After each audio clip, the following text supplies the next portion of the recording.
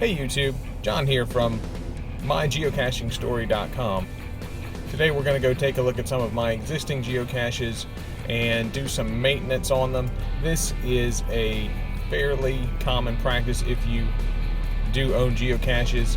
You'll find that every once in a while you'll get a needs maintenance log and need to go take a look at it and clean it up a little bit.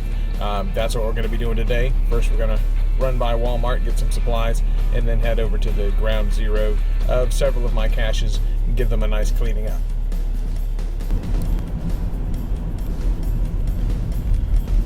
Okay, we have arrived at ground zero for the cache that's in distress. I don't see anything wrong with it from here. Let's see if you can find it.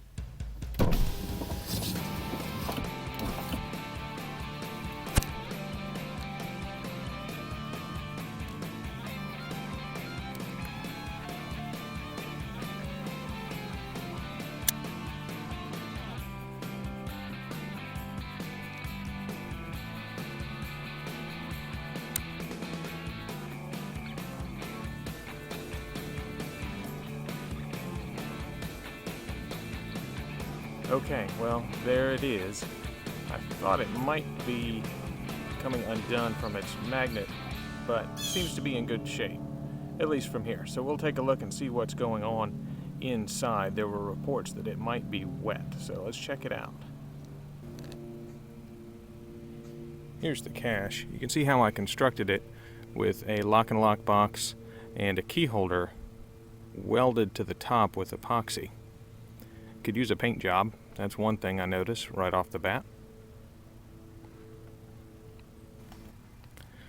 Okay, here's what was inside. It was all pretty soggy, damp. As you can see, some of it is salvageable, some of it is not.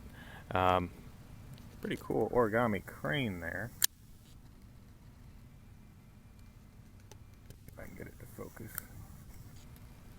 I'm a big fan of origami, so that's pretty cool. Except it's all wet and mushy, so that's a shame. This is the log book. It's supposed to be inside a zippy, but I guess that was overlooked. So we're going to clean this up and get it set back into shape. Okay, I've cleaned up the cache. I have wiped it out with a Clorox wipe just to get out any germs that might be in there, cleaned up the swag, got rid of the stuff that was wet and salvaged what I could, and added a little more into it, including a Jack's Park path tag.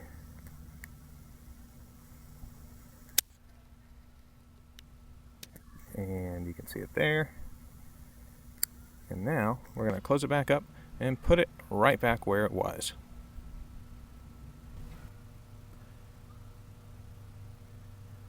While we're here, take a look at this area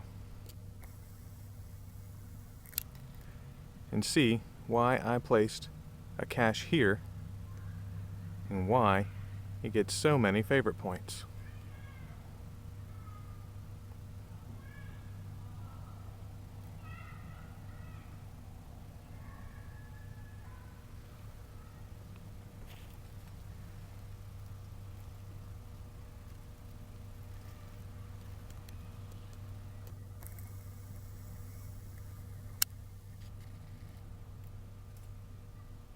That's an artesian well left over from the early 1900s. There are two of them in this neighborhood. At night, these trees are lit up from underneath and lights within the trees. It's absolutely gorgeous. My grandparents lived down here when I was growing up. I used to play on that fountain all the time when I was a kid with my cousins, my sister. This was a neat part of my childhood, and I wanted to share it with everybody. As a matter of fact, this cache is dedicated to my grandfather, who passed away recently, and it's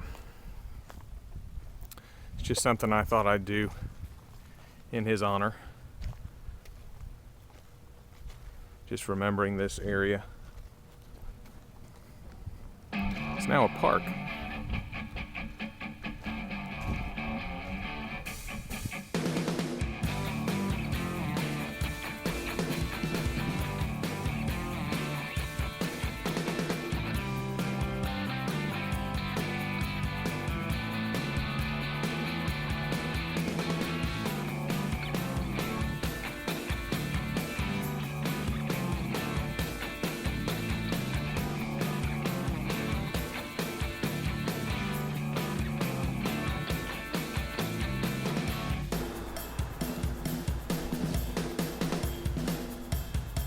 There's a green anole on the sign.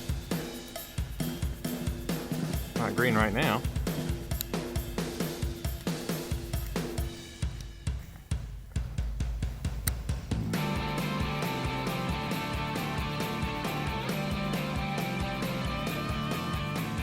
If you're not familiar, these little guys change color, green to brown, matching their surroundings. We called them chameleons when we were growing up.